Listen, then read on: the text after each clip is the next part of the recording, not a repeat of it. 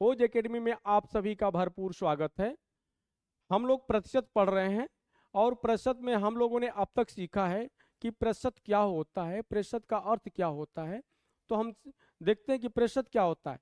Math की दुनिया में प्रतिशत 100 लोगों से संबंधित आंकड़ा होता है। प्रतिशत क्या होता है? 100 लोगों से संबंधित आंकड़ा होता है। इसके बाद प्रतिशत का अर्थ देखते हैं। प्रतिशत का अर्थ प्रति सैकड़ा होता है। और इसके बाद प्रतिशत का सिंबल हम देखते हैं कि प्रतिशत के सिंबल को हमने ये जाना था या देखा था कि प्रतिशत का सिंबल ये होता है और इसका मान कितना होता है? 1/100 होता है। प्रतिशत के सिंबल का मान कितना होता है? 1/100 होता है। इसके बाद हम लोगों ने पहला कंसेप्ट पढ़ा था, किसी भी संख्या को प्रतिशत में बदलना। किसी भी संख्या को हम प्रतिशत में कैसे बदल सकते हैं? तो हम लोगों ने सीखा कि किसी भी संख्या को प्रतिशत में बदलने के लिए उस संख्या में 100% से गुणा करना पड़ता है। जैसे देख लेते हैं सूत्र के रूप में। यदि कोई संख्या है, इस संख्या को प्रतिशत में बदलना हो तो संख्या को प्रतिशत में बदलने के लिए हम क्या करते हैं? संख्या गुणे 100%। संख्या में 100% से गुणा करते हैं। कितने से गुणा करते हैं? 100% से गुणा करते हैं। तो वो संख्या क्या आ जाती है? प्रतिशत में आ जाती है। इसको आप लोग नोट कर लीजिए। अब हम किसी भी संख्या को प्रतिशत में बदल सकते हैं। जैसे भिन्न हुआ, उसको भी प्रतिशत में बदल सकते हैं। उसमें भी हम 100% से ही गुणा करते हैं। ठीक है। पहले कंसेप्ट के बाद हमने दूसरा कंसेप्ट पढ़ा था कि प्रतिशत के सिंबल को हटाना। प्रतिशत के सिंबल को हटाने के लिए हमने आप लोगों को दो प्रकार से बताया था कि यदि प्रतिशत को सिंबल को हटाना हो, यानी प्रतिशत को हटाना या प्रतिशत के मान को बताना हो, तो आप क्या करते हैं? संख्या बराबर होगा, संख्या यदि प्रतिशत में है, यदि संख्या को हम सीधे प्रतिशत में लिखते हैं, संख्या को प्रतिशत से लिखते हैं, तो प्रतिशत के सिंबल को हटाने के लिए हम क्या करते हैं? 100% से डिवाइड करते हैं। उस संख्या में 100% से भाग देते हैं। संख्या परसेंटेज बटे 100%। क्योंकि किसी भी संख्या को प्रतिशत में बनाने के लिए हम क्या करते थे? 100% का गुणा करते थे। तो प्रतिशत के सिंबल को हटाने के लिए क्या करेंगे? हम 100% से डिवाइड करेंगे। या एक दूसरा ये भी बताया था मैंने आपको, यदि कोई संख्या है, उसके प्रतिशत के चिन्ह को हटाना है, तो कोई संख्या ले लीजिए, संख्या है, अगर उसके प्रतिशत के चिन्ह को हटा देते हैं तो पहले से तो क्या करते हैं? उस संख्या में 100 से भाग दे देते हैं। उस संख्या को 100 से डिवाइड कर देंगे, तभी आपका प्रतिशत के सिंबल हट जाएगा। ठीक है। अब हम आते हैं तीसरे कंसेप्ट पर। यहां तक तो हम लोगों ने पिछले क्लास में पढ़ चुके थे। अब हम आते हैं आज नए कंसेप्ट को पढ़ते हैं। कंसेप्ट 3, किसी भी संख्या का प्रतिशत मान। किसी भी संख्या का प्रतिशत मान किस प्रकार से निकाला जाता है? जैसे आपसे कोई कहे कि 500 का 20%, 500 का 20%, 500 का 20% कितना होगा? अगर आपसे कोई पूछता है कि 500 का 20% कितना होगा, तो उसके लिए आपको करना पड़ेगा 500 गुणे 20 और परसेंटेज के जगह क्या लिख देंगे? बटे 100 कर देंगे। तो ये 20 से कट गया, तो कितना हो जाएगा? 20×25=100। अब देखिए, किसी भी संख्या का प्रतिशत मान निकालने के लिए हम क्या करते हैं? संख्या में उस विशिष्ट संख्या जो प्रतिशत पूछता है, कितना प्रतिशत पूछा जाता है, उससे गुणा करते हैं और 100 से भाग देने पर वो क्या हो जाता है? जो मान आता है वो क्या होता है? आपका संख्या का प्रतिशत मान आता है। यहाँ पर पूछा गया था कि 500 का 20% कितना होगा, तो आपने क्या किया? 500 गुणे 20/100 कर दिया, तो कितना आ गया आपका? 100 आ गया। इसी प्रकार से कोई पूछे कि 600 का 30% कितना होगा, 600 का 30% कितना होगा, तो आप क्या करेंगे? 600 में 30 का गुणा करेंगे और उसमें 100 से डिवाइड कर देंगे, तो कितना हो जाएगा? 180। इसी प्रकार से यदि कोई छात्र आता है और कहता है कि यूपीएससी का CSAT का पेपर 200 अंकों का होता है और 33% लाना है, तो मुझे कितना अंक लाने चाहिए, तो आप उसे बताएंगे कि आपको 200 का 33% लाना पड़ेगा। 200 का 33% लाना पड़ेगा। तो आप इसको हल करके बताएंगे कि 200 गुणे 33 बटे 100 कर लेंगे, और 20 से कट जाएगा, और आपका आ जाएगा आंसर 66 नंबर, यानी 66 नंबर आपको लाना पड़ेगा। अगर कोई यदि कोई यूपी बोर्ड का बच्चा आता है, कहता है कि यूपी बोर्ड में 600 नंबर का जो है कि पूर्णांक होता है, और अगर मुझे 60% अंक लाना है तो मुझे कितना अंक लाना चाहिए, तो आप बताएंगे कि आप जो है 600 का 60% कर लो। 600 आप जो है 600 का 60% कर लो। 600 गुणे 60 बटे 100 कर लो। 20 से कट जाएगा, कितना आ जाएगा 360 अंक। उस बच्चे को कितना लाना पड़ेगा 360 अंक। आप बताएंगे आप 360 अंक लाएंगे तो आपका 60% आएगा, और आप जो है कि फर्स्ट डिवीजन पास हो जाएंगे। अगर आपको आगे देखना है, हम आगे देखते हैं 800 का 32%। 800 का 32%, तो 800 गुणे 32, 800 गुणे 32 बटे 100 आएगा। 00 से 00 कट जाएगा। 8 दूनी के 16, 8 तिली के 24, 1 25, 256, यानी 800 का 32% कितना हुआ 256।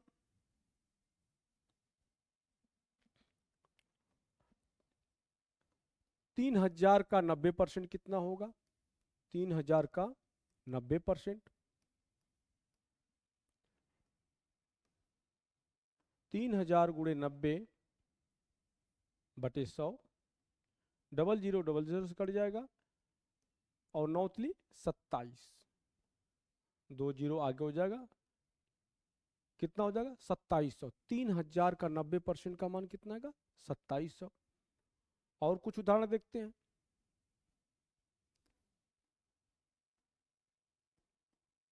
180 का 80% निकालना होगा यदि आपको, तो 180 गुणे 80 बटे 100 कर लेंगे। 00 से 00 कट जाएगा,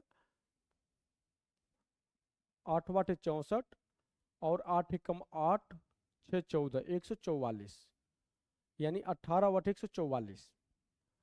180 का 80% कितना होगा 144 होगा। 900 का 30%, 900 गुणे 30 बटे 100 कर लेंगे। 9 तिली 27, 270 हो।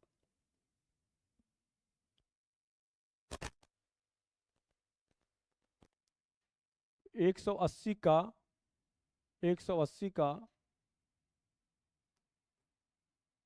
90%,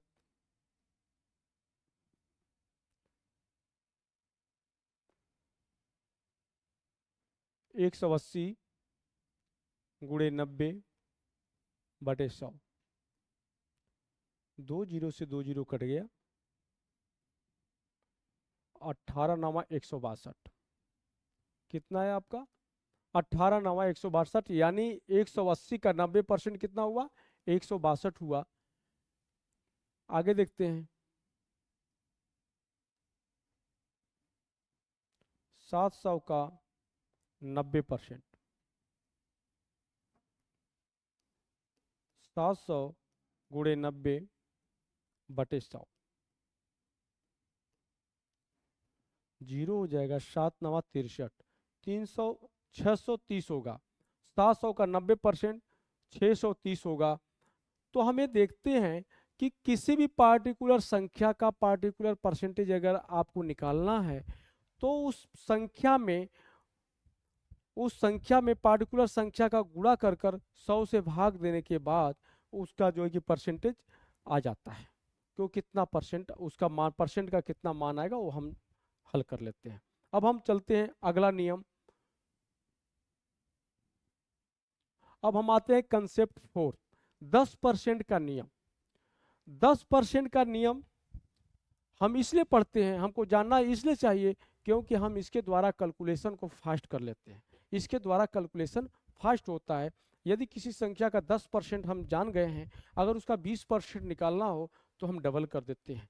अगर 30% निकालना हो तो 3 का गुणा कर देंगे। 40% निकालना हो तो 40 का गुणा, 50% निकालना हो तो 50 का गुणा, और आगे हम इस प्रकार से कर लेते हैं। अगर जो कि उसका 5% निकालना हो तो उसका 10% का आधा भी कर सकते हैं। तो हम देखते हैं 10% का रूल क्या है।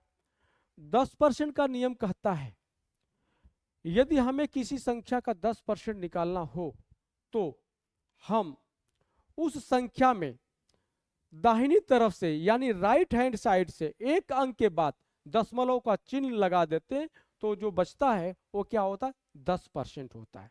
जो संख्या बची होती है वो क्या होती है, 10% होती है। जैसे हम देखते हैं 500 का 10%, 500 का 10%।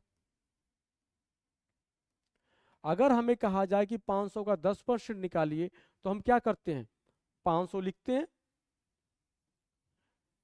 और इसके बाद एक अंक के बाद दाहिने तरफ से एक अंक के बाद दशमलव लगा देते हैं। अब ये कितना हो गया, 50। तो 500 का 10% कितना हो गया, 50। न मुझे कोई गुणा करना पड़ा न भाग करना पड़ा, केवल दाहिने तरफ से एक अंक के बाद दशमलव लगा दिए तो क्या हो गई संख्या, 50 हो गई। अगर आगे देखें हम 900 का 10% कितना होगा, 900 का 10% कितना होगा, तो हम क्या करेंगे, 900 लिखेंगे, दाहिनी तरफ से एक अंक के बाद दशमलव लगा देंगे, कितना हो गया, 90 हो गया। और कहा जाए 180, 180 का 10% कितना होगा, 180 का 10% कितना होगा, तो हम क्या करेंगे, 180 लिखेंगे और दाहिनी तरफ से राइट हैंड साइड से एक अंक के बाद दशमलव लगा देंगे तो कितना हो जाएगा, 18। 2000 का 10% कितना होगा, 2000 का 10% अगर हमको निकालना हो तो क्या करेंगे, 2000 लिखेंगे, राइट हैंड साइड से यानी दाहिनी तरफ से एक अंक के बाद दशमलव लगा देंगे, कितना हो गया, 2000 का 10% यानी 20 होता है। 2000 का 10% कितना आया, 20 आया। इसी प्रकार से 3000 का 10% कितना होगा, तो क्या करेंगे, 3000 लिखने के बाद आप दाईं तरफ से एक अंक के बाद दशमलव लगा देंगे तो कितना हो जाएगा, 300, 300 आएगा। अगर कहा जाए 800 का 10% कितना होगा, 800 का 10%, तो क्या करेंगे आप, 800 गुणे 10, सॉरी 800 लिखेंगे, 800 लिखने के बाद दाईं तरफ से एक अंक के बाद दशमलव लगा देंगे तो कितना होगा, 800 का 10% कितना होगा, 80 होगा। इसलिए 50,000 कहा जाए कि 50,000 का 10% कितना होगा, 10% कितना होगा, तो आप क्या लिखेंगे, 50,000 लिखेंगे और एक अंक के बाद दाहिने तरफ से एक अंक के बाद दशमलव लगा देंगे तो कितना हो जाएगा, 5,000 हो गया। तो इस प्रकार हम देखते हैं कि 10% का नियम हमारे कैलकुलेशन को क्या कर देगा, फास्ट कर देगा, और हमके केवल दशमलव दाईं तरफ से एक अंक के बाद दशमलव लगाने से हमारी संख्या आ जाती है। अगर कहा जाए 675, 675 का 10% कितना होगा, 675 का 10% कितना होगा, तो आप क्या करेंगे, लिखेंगे 675 और दाईं तरफ से एक अंक के बाद दशमलव लगा देंगे, कितना होगा, 67.5, 67.5 होगा। अगर हम 10% जान जाते हैं तो अब आगे हम क्या कर सकते हैं, इसकी संख्या का 20% भी निकाल सकते हैं। क्योंकि 20% निकालना हो तो क्या करोगे, मान लो कोई संख्या 700 है, 700 का 20% कितना होगा, 700 का 20% कितना होगा। हम इसीलिए बताएं कि 10% का रूल हमारे कैलकुलेशन को क्या कर देगा, फास्ट कर देगा। आप देखेंगे, ऐसे देखते कहें कि 700 का 10% कितना होगा, 700 का 10% निकालेंगे, एक अंक के बाद दशमलव लगा दीजिए तो कितना हो गया, 70 हो गया। और 70 का डबल कर दो, 10% का डबल 20% होता है, 70 का डबल कितना हो जाएगा 140। कितना हो जाएगा 140। ये कितना है 10% है, ये 10% था, 700 का 10% कितना हुआ 70, और उसका 10% का डबल 20% है, तो उसी प्रकार से 70 का डबल कर देंगे आप तो कितना हो जाएगा 140। 700 का 20% कितना होगा 140 होगा।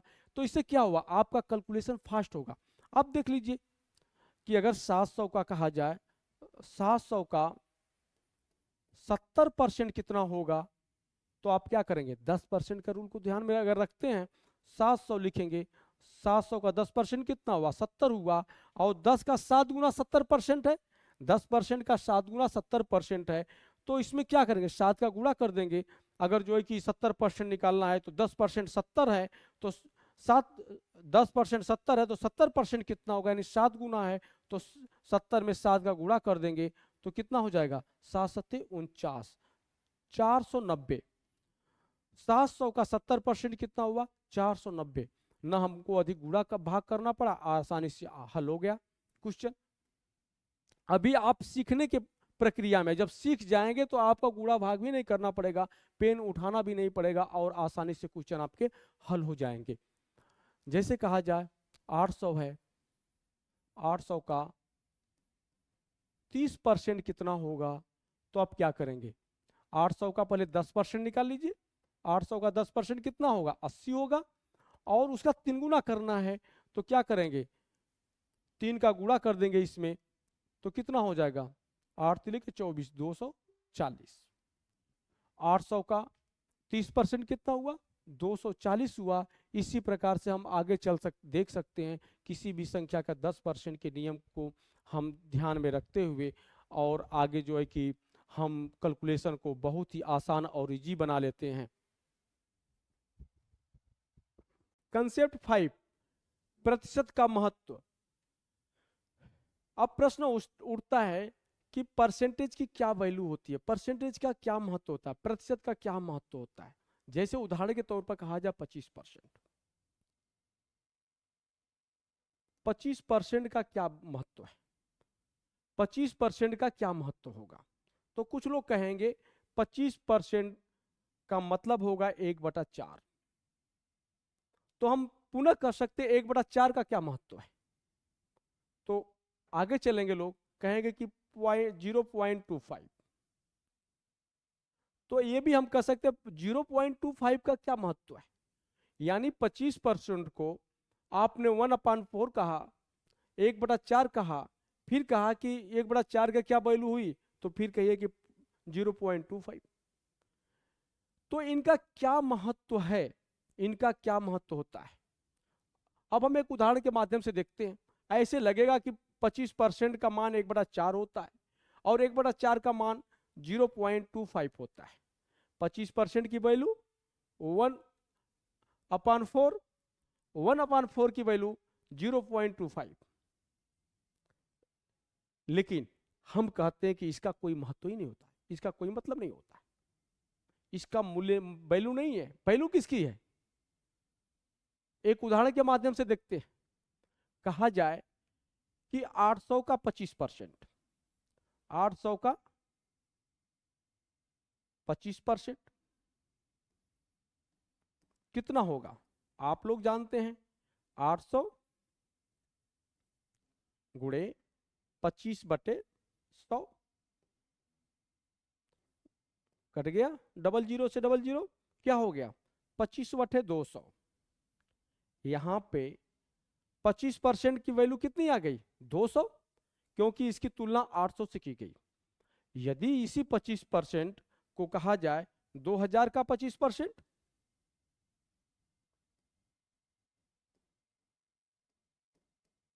तो इसका वैल्यू कितना आ जाएगी 2000 गुणे 25/, क्या हो जाएगा 100 हो जाएगा। अब ये कितना हो जाएगा 500। हम देखते हैं कि यहीं पर 25% की वैल्यू कितनी आई, अगर हम इसकी तुलना 800 से किए तो 200 आई, और वहीं 25% की तुलना जो है कि हम 2000 से किए तो कितना है 500 आया। अतः हम कह सकते हैं कि प्रतिशत की अपने आप में कोई वैल्यू नहीं होती है।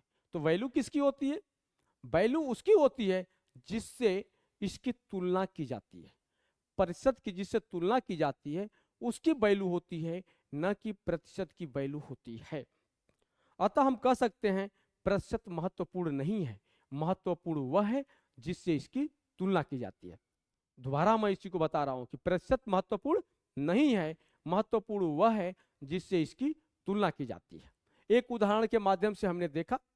इसी प्रकार से कभी कहा जाए कि 1/4 की क्या वैल्यू होगी, तो 1/4 की कोई वैल्यू नहीं है।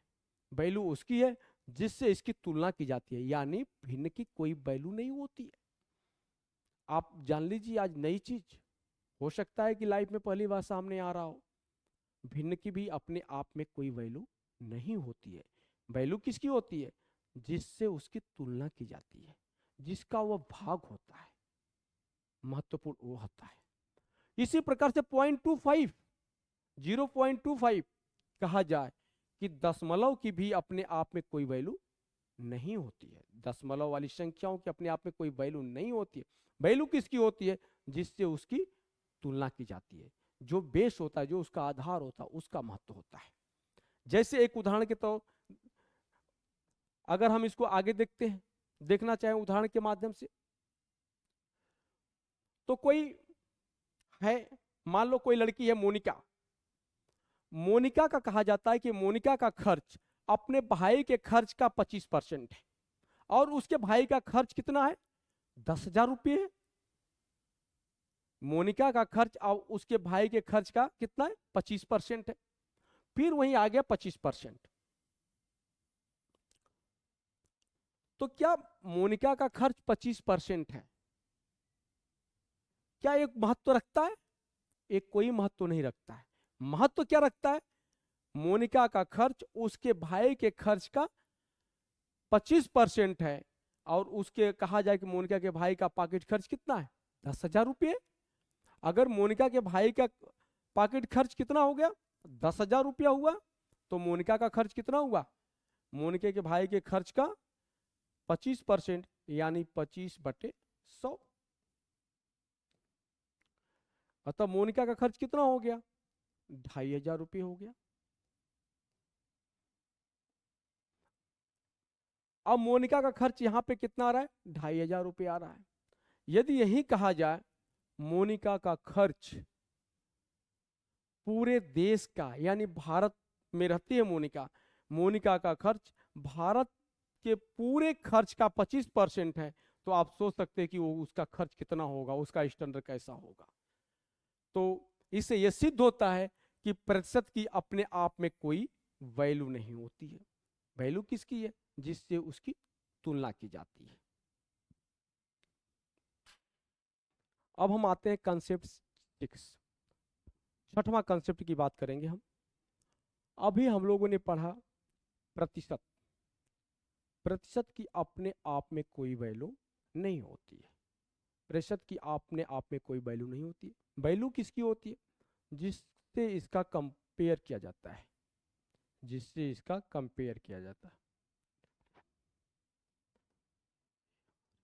जिससे इसका कंपेयर किया जाता है, जिससे इसकी तुलना की जाती है। जिससे तुलना की जाती है उसको क्या कहा जाता है? वो बेस होता है। बेस यानी आधार होता है।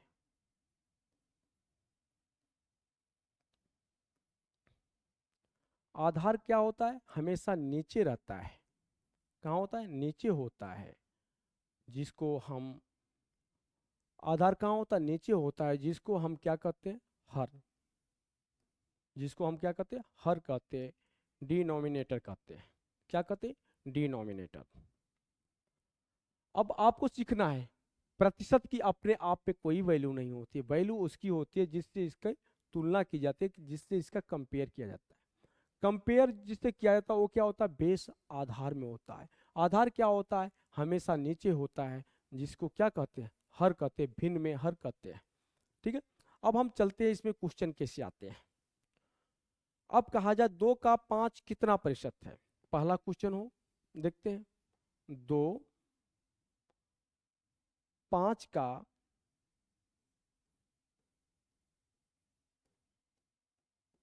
कितना प्रतिशत है, कितना प्रतिशत है? 2 5 का कितना प्रतिशत है? एक क्वेश्चन ये भी बन सकता है,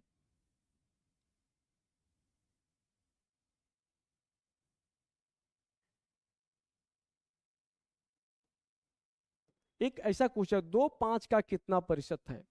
दूसरा क्या बन सकता है, 5 2 का कितना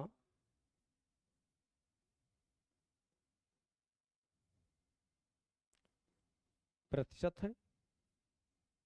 2 5 का कितना प्रतिशत है। दो सवाल बने। 2 5 का कितना प्रतिशत है, 5 2 का कितना प्रतिशत है। अब यहाँ पर देखते हैं तुलना किससे की, किसकी किससे की जाती है। यहाँ पर देखते हैं तुलना किसकी किससे की जाती है। यहाँ 2 की तुलना किससे की जा रही है, 5 से। 5 से तुलना की, 2 की तुलना किससे की जा रही है, 5 से। 2 की का कंपेरिजन किससे हो रहा है, 5 से हो रहा है। तो बेस में कौन होगा, 5 होगा।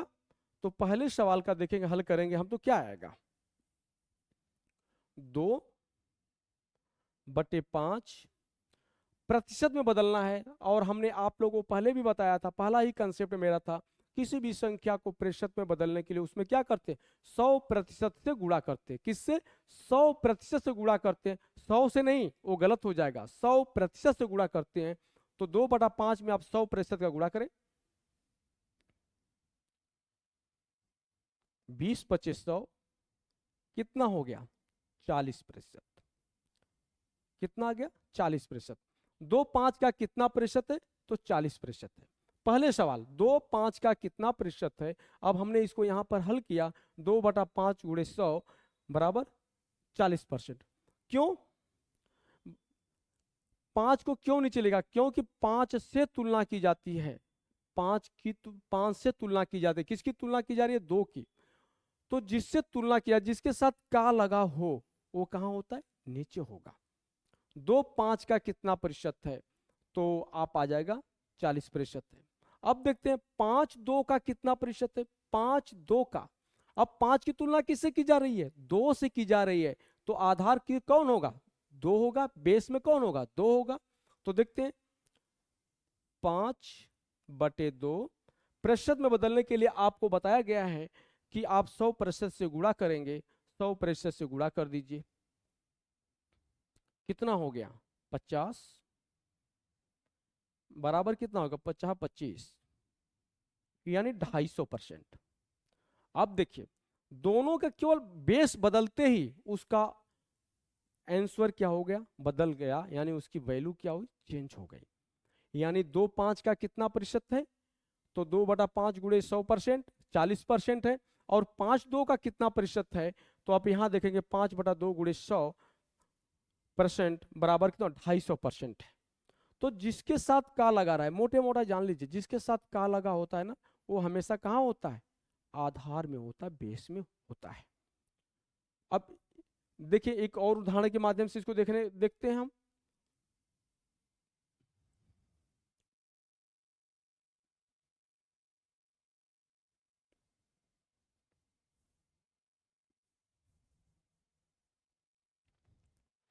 कहा जाए, इसी उदाहरण को थोड़ा सा बढ़ा लेते हैं हम। 200 200 500 का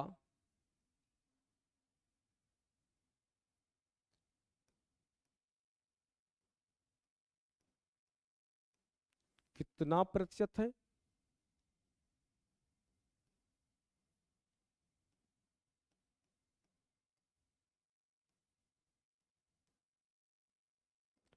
पहला सवाल हो गया।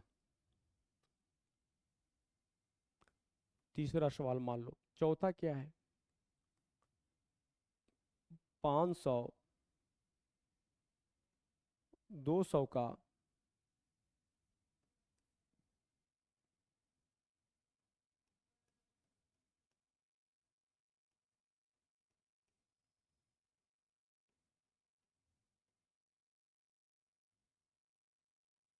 कितना प्रतिशत है।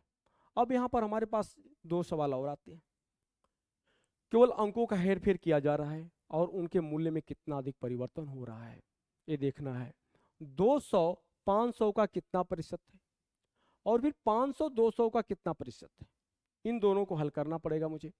तो देखते हैं इसको 200 500 का कितना प्रतिशत है।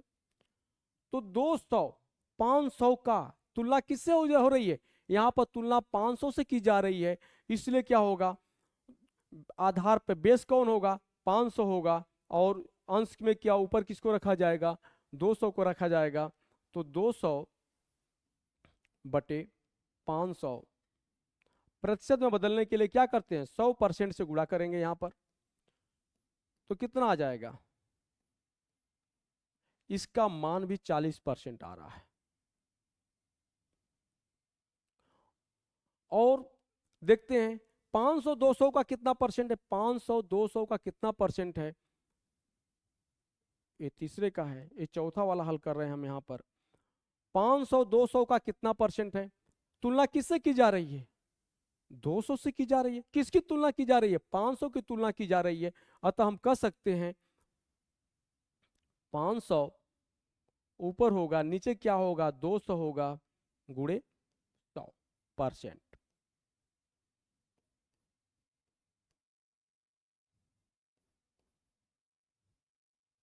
बराबर कितना हो जाएगा, 250%।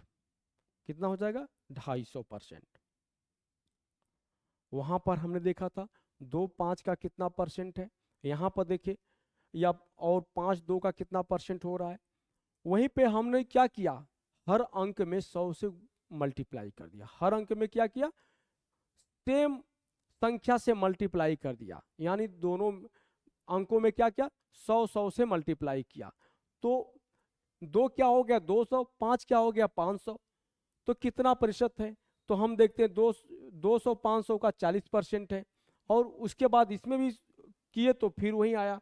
तो हमसे एक और ये चीज यहाँ पर मिला मुझे, कि अगर दो संख्याओं में आपस में तुलना की जाती है, दो संख्याओं में आपस में तुलना की जाती है, जिनकी आपस में तुलना की जा रही है, अगर उनको सेम संख्याओं से ऊपर और नीचे समान मात्रा से बढ़ा दिया जाए, समान संख्या से मल्टीप्लाई कर दिया जाए, तो उसके परसेंटेज में कोई परिवर्तन नहीं हो रहा है, वो सेम आ रहा है। वहां पर भी 40% आ रहा था, एक में 250% आ रहा था, यहाँ पर भी 40% 250% ही आ रहा है। ठीक है, इतनी बातें आपको समझ में आ गई कि हम तुलना करने वाला भी हम लोगों ने सीखा यहाँ पर। अब दूसरे प्रकार के एक और क्वेश्चन आता है, 2 5 से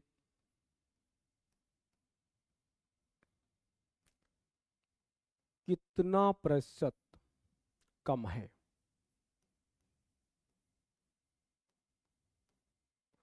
2 5 से कितना प्रतिशत कम है।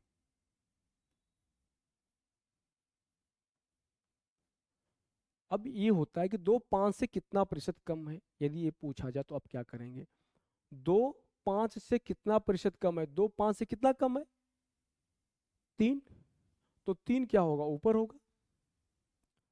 किससे तुलना की जा रही है, 5 से तुलना की जा रही है, 5 क्या होगा, ऊपर होगा, और गुणे क्या होगा, 100% में, प्रतिशत में बदलने के लिए किसका गुणा करते हैं, 100%, प्रतिशत में बदलने के लिए हम 100% से गुणा करते हैं।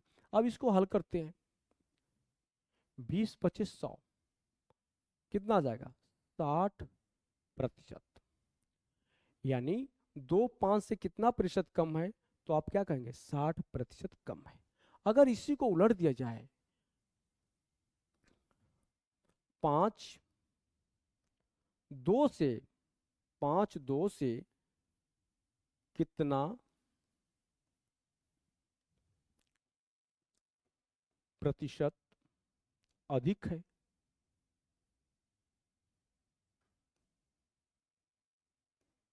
2 5 से कितना प्रतिशत अधिक है।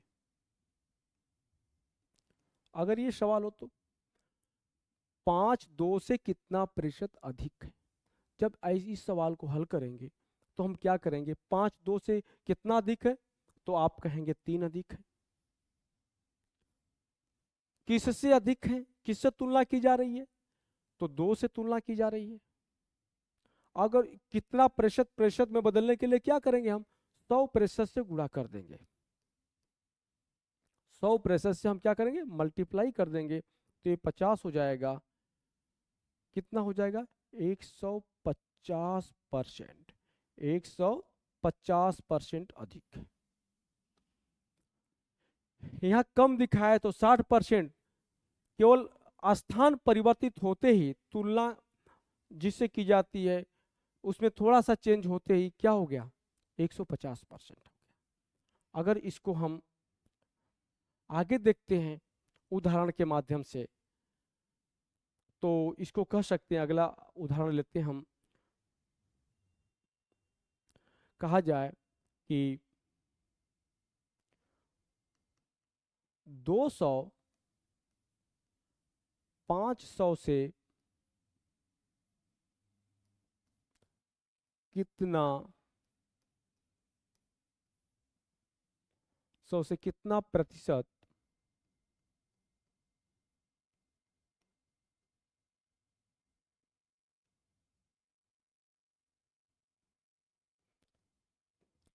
दो सौ 500 से कितना प्रतिशत कम है, तो 200 500 से कितना कम है, 300 कम होगा।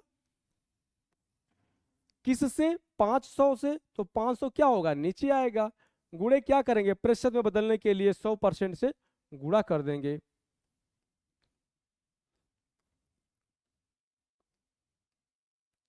कितना आ गया, 60% कम है।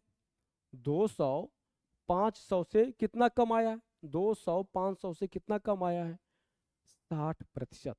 यदि इसी को उल्टा करके पूछते हैं हम, 500 200 से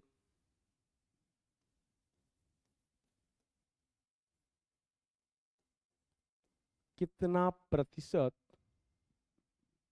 अधिक है,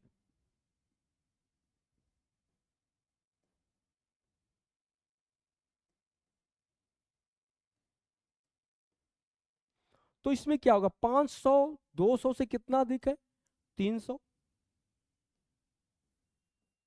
लेकिन किससे, 500 200 से कितना प्रतिशत अधिक, तो बेस में कौन आएगा, 200। किससे अधिक है, 200 से, तो बेस में कौन आएगा, यहाँ पे 200 आएगा। और प्रतिशत में पूछा है, प्रतिशत की साइन लगाने के लिए हम क्या करते हैं, 100% से गुणा करते हैं।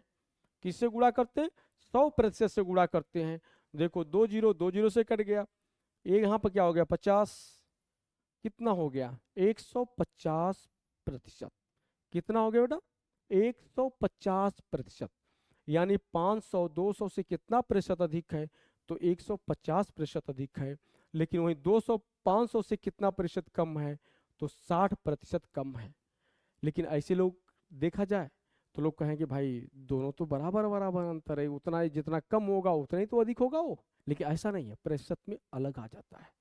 ठीक है, और फिर आगे हम चलते हैं, अगला कंसेप्ट 7। कंसेप्ट 8, चॉकलेट का नियम। ये चॉकलेट का नियम, जिसे आधुनिक दुनिया में एकक का नियम या यूनिटरी लॉ के नाम से जाना जाता है, लेकिन हम लोग इसको चॉकलेट के नियम से ही पढ़ेंगे और समझेंगे। और इसका प्रयोग इतना अधिक है कि जितना भी हम लोगों ने मैथ पढ़े, हम लोग मैथ पढ़ेंगे, हर चैप्टर में लगभग लगभग इसका यूज करेंगे। और 90%, लगभग 90% जो है कि क्वेश्चन हम इसी चॉकलेट के नियम पर ही हल करेंगे। यही नहीं, केवल परसेंटेज में नहीं, प्रॉफिट एंड लॉस में और अन्य चैप्टरों में भी हम इसका उपयोग करेंगे। यहाँ तक कि डीआई में भी इसका भरपूर उपयोग करेंगे और इसका हम लाभ लेंगे। इसलिए चॉकलेट का जो कंसेप्ट है, हाँ, जो मैं सिखाना चाहता हूँ चॉकलेट का कंसेप्ट, ये मत सोचिएगा केवल परसेंटेज में यूज होगा। ये अनुपात, समानुपात, मतलब कोई ऐसा चैप्टर नहीं है जिसमें हम यूज नहीं कर सकते। ये क्या है, एक थीम है, एक सोचने की प्रक्रिया। आप इस प्रकार से सोचिए और इसको सारे सवालों को इस पे लाने का प्रयास करेंगे, तो आपको जो सूत्र रटते हैं ना, वो रटने की जरूरत नहीं पड़ेगी। क्योंकि परीक्षाओं में हमें सब कुछ याद होता है। जब हम परीक्षा हॉल में बैठते हैं ना, हमें सब कुछ याद होता है, लेकिन सूत्र को छोड़कर और ट्रिक्स को छोड़कर। ट्रिक्स तो उल्टा सीधा हो जाती, क्या थी क्या नहीं थी, इसलिए ट्रिक्स पे बहुत भरोसा नहीं करना चाहिए।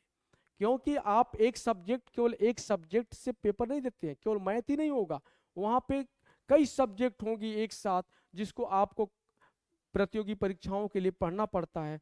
उस समय आपको कोई भी सूत्र याद भी नहीं होते हैं, न कि आपको कोई ट्रिक्स याद होती है, लेकिन हाँ उसमें अगर सहयोग करेगा तो बहुत अधिक हद तक, जो कि चॉकलेट के नियम पे अगर सवाल को हल करना सीखे हैं आप, तो उसमें आप आसानी से हल कर लेंगे, आपको कोई प्रॉब्लम नहीं होगी और आपके मैक्सिमम क्वेश्चन सही होंगे। और यही नहीं, आपको सूत्र रटने की जरूरत नहीं होगी, ये नहीं करना पड़ेगा कि कौन ऊपर रहेगा कौन नीचे रहेगा, कौन अंश में रखें किसको हर में रखें, ये सारी प्रॉब्लम आपकी दूर हो जाएगी। बस इसको एक बार सीख लीजिए, सभी लोग जानते हैं, सभी लोग जानते हैं, बस थोड़ा सा उसको जो कि भूल चुके हैं कि इसी को चॉकलेट का नियम कहा जाता है।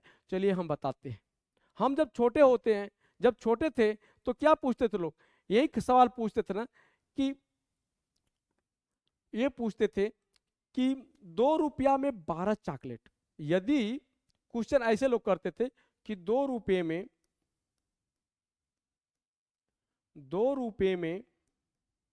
12 चॉकलेट, 2 रुपये में 12 चॉकलेट, तो 7 रुपये में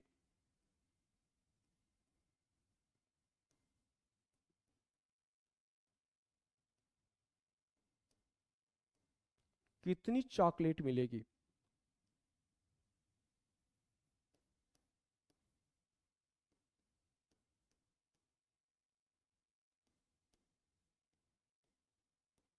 कितनी चॉकलेट मिलेगी, ये सवाल है कि 2 रुपया में 12 चॉकलेट तो 7 रुपये में कितनी चॉकलेट। ऐसे सवाल हर स्टूडेंट के सामने आया होगा कभी ना कभी, और जब बच्चा था तो उस पर तो जरूर ही आया था। लोग अगल बगल पड़ोसी भी पूछ लेते थे कि 2 रुपया में इतनी चॉकलेट तो इतनी रुपये में कितनी चॉकलेट। इसलिए हम लोग उसको भली भांति से सीखेंगे, जैसे कि चॉकलेट का नियम कहने पर अपनापन जो है कि महसूस होता है, और एकक का नियम न्यूट्रिला कहने पर लगता है कि वो कुछ अलग चीज है, लेकिन इससे अपना घनिष्ठ संबंध है। तो देखते हैं, अब हम क्या कहते थे, 2 रुपये में 12 चॉकलेट, ऐसे लिखते थे, 2 रुपये में 12 चॉकलेट, 2 रुपये में 12 चॉकलेट, तो 7 रुपये में कितनी चॉकलेट, 7 रुपये में कितनी चॉकलेट मिलेगी। 2 रुपये में 12 चॉकलेट तो 7 रुपये में कितनी चॉकलेट मिलेगी। तो हम रुपये के नीचे रुपया लिखेंगे, रुपये के नीचे रुपया लिखेंगे, लेकिन यहाँ पर मैंने थोड़ा सा गलत लिखा है। रुपया क्या होता है, आगे लिखा जाता है। संख्याओं से हमेशा रुपये को क्या है, जो नया वाला चिन्ह है ये क्या होगा, हमेशा आगे होता है, पीछे नहीं रखना, इसको क्या रखना, आगे रखना है। रुपये के नीचे रुपये और चॉकलेट के नीचे चॉकलेट। ठीक, यहाँ 2 रुपये में 12 चॉकलेट है, तो 7 रुपये में कितनी चॉकलेट होगी। इस फार्मूले के द्वारा जब हम सवाल को हल करते हैं तो प्रश्नवाचक के सामने की तिर्यक सामने की वैल्यू क्या करती है, हमेशा डिवाइड करती है, यानी हमेशा नीचे होती है, और शेष संख्याओं का आपस में क्या होता है, गुणा होता है। तो प्रश्नवाचक सामने की वैल्यू क्या है, 2 है। ठीक है, तो यानी ये डिवाइड करेगी, शेष का आपस में गुणा होगा, तो क्या हो जाएगा, 12 गुणे 7/2। आप लोग एक बार और समझ लीजिए, यहां पर लिखते हैं चॉकलेट के नीचे चॉकलेट लिखेंगे और रुपये के नीचे रुपये लिखेंगे। जब हम परसेंटेज में हल करेंगे तो प्रतिशत के नीचे प्रतिशत ही लिखेंगे। ठीक है, जब हम अनुपात की बात करेंगे तो अनुपात के नीचे अनुपात की बात लिखेंगे। अन्य चैप्टरों में जहां कभी परसेंटेज की बात होगा, कभी डिग्री की बात होगा, तो डिग्री के नीचे डिग्री लिखेंगे और अन्य का मान सामने रखेंगे।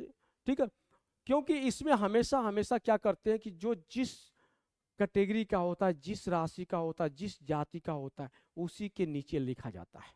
ठीक है, तो यहाँ पे 2 रुपये में 12 चॉकलेट है, तो 7 रुपये में कितनी चॉकलेट मिलेगी। तो 7 रुपये चॉकलेट की जगह क्या होगा, प्रश्नवाचक चिन्ह होगा। और हमने बताया कि प्रश्नवाचक चिन्ह के सामने की तिर्यक वैल्यू, ये सामने के साथ नहीं, इससे तिर्यक वैल्यू डायगोनल वैल्यू क्या करेगी, डिवाइड करेगी, शेष का क्या होगा, आपस में गुणा होगा।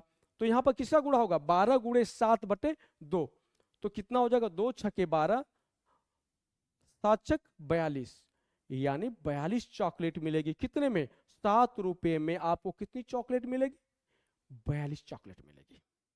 ये बातें मेरी समझ में आ रही, आप सीखने का प्रयास करें। एक बार और इसको मैं बताने का प्रयास करता हूं, दोबारा इसको मिटाकर फिर से लिखकर बताता हूं, क्योंकि आप लोग समझ जाइए भली भांति से, क्योंकि इस सूत्र का, इस नियम का हम बहुत अधिक प्रयोग करेंगे, और इस नियम के प्रयोग से आपके जो कि मैक्सिमम समस्याओं का सॉल्व हो जाएगा, और गलती होने के परसेंटेज क्या हो जाएंगे, 0 हो जाएंगे। क्योंकि आपको ये टेंशन नहीं रहेगा कि इसको अंश में रखना था, कि हर में रखना था, नीचे जोड़ना था, कि ऊपर जोड़ना, इस प्रॉब्लम से दूर रहेंगे। ठीक है, यही नहीं, आप रेल गाड़ी वाला जो प्रश्न पढ़ेंगे, मतलब किसी भी चैप्टर में इसका यूज किया जा सकता है। इसके आधार पर क्वेश्चनों को ढालकर, इसके आधार पर लाकर, इस प्रकार से बनाकर हम हल कर सकते हैं।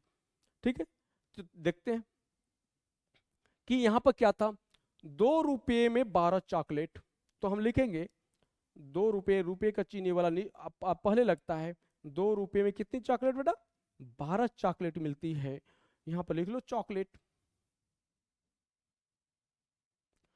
तो 7 रुपये में कितनी चॉकलेट मिलेगी, तो चॉकलेट के नीचे क्या होगा, प्रश्नवाचक चिन्ह लग जाएगा।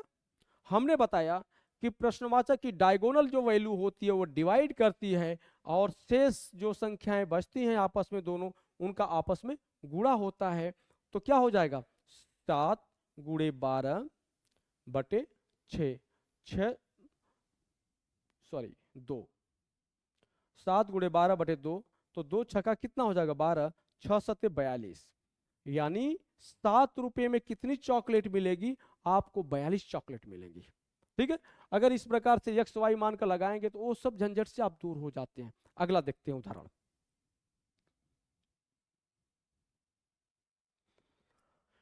मान लो 20% 140 के बराबर है। कहा जाता है कोई संख्या है, दिखाया जाएगा, अगर सवाल देखेंगे हम ऐसे हल करने का प्रयास करते हैं। यदि कहीं पे 20%, कहीं पे भी 20% कितने के बराबर है, 140 के बराबर है।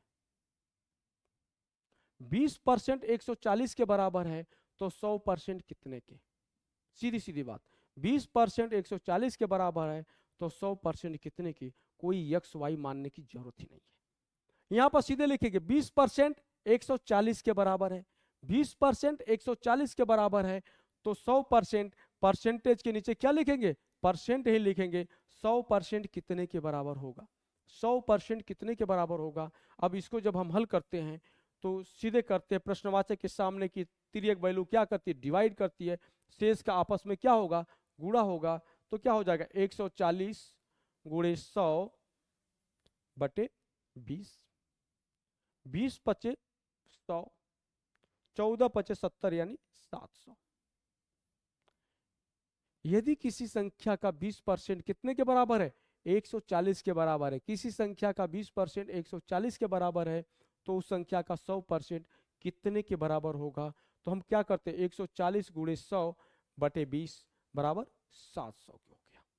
सीधे सीधे चॉकलेटी फार्मूले से हमारा तुरंत आंसर आ जाएगा 700। यदि आगे देखते हैं,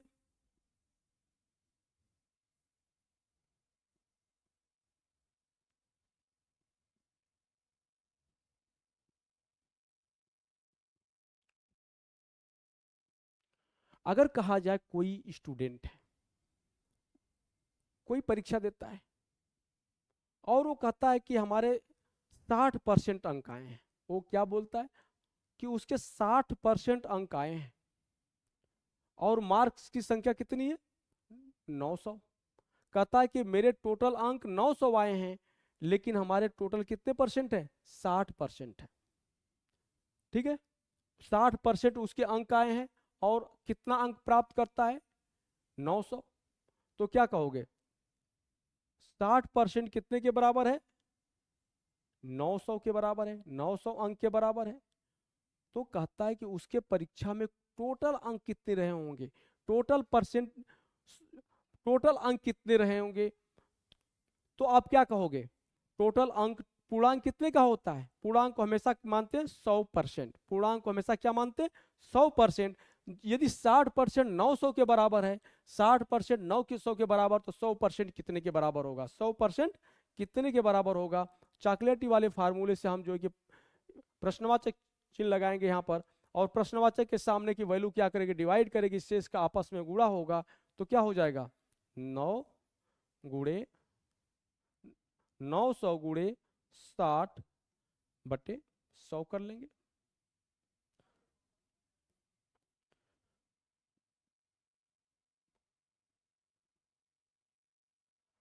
9×6 = 54।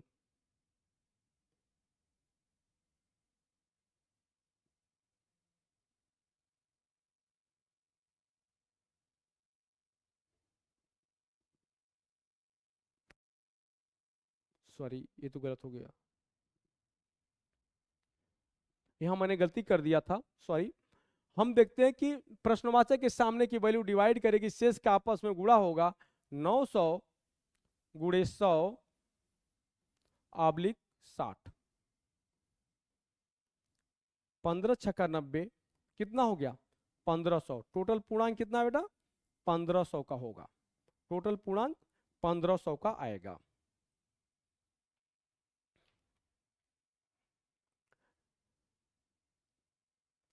आगे देखते हैं, दो लोग हैं, राम और श्याम। राम और श्याम में 300 रुपया डिवाइड करना है, और किस अनुपात में करना, 8:7 के अनुपात में करना है। तो बताया जाए कि राम को कितने रुपए मिलेंगे, 7 को, श्याम को कितने रुपए मिलेंगे। अगर इसका हम उपयोग बताते हैं थोड़ा सा, कि इसका कहाँ कहाँ उपयोग किया जा सकता है, कई जगह कर सकते हैं। तो टोटल अनुपात कितना है, राम को 8 अनुपात मिलता है, श्याम को 7 अनुपात मिलता है, तो टोटल अनुपात कितना हुआ 8×7 = 15, ठीक है। 15 अनुपात कितने के बराबर है, 300 रुपए के बराबर है। तो कहता है कि राम का हिस्सा कितना होगा, यानी 8 अनुपात कितने के बराबर होगा, तो सीधे लिखेंगे 8 अनुपात कितने के बराबर होगा। फिर वही होगा, प्रश्नवाचक के सामने की वैल्यू डिवाइड करेगी, शेष का आपस में गुणा होगा, तो क्या हो जाएगा 300 गुणे 8/15, 15 दूना के 30, 20/160, 160 रुपये मिलेंगे राम को, और जो बचेंगे 140 रुपये किसको मिलेंगे, श्याम को मिलेंगे। इसलिए आप देख सकते हैं कि इस फार्मूले का, इस नियम का हम हर जगह उपयोग कर सकते हैं, और हम अपने मैथ का 90% इसी फार्मूले पर हल करने का प्रयास करेंगे। ठीक है, धन्यवाद। आज की क्लास यहीं समाप्त होती है, अब अगली क्लास कल।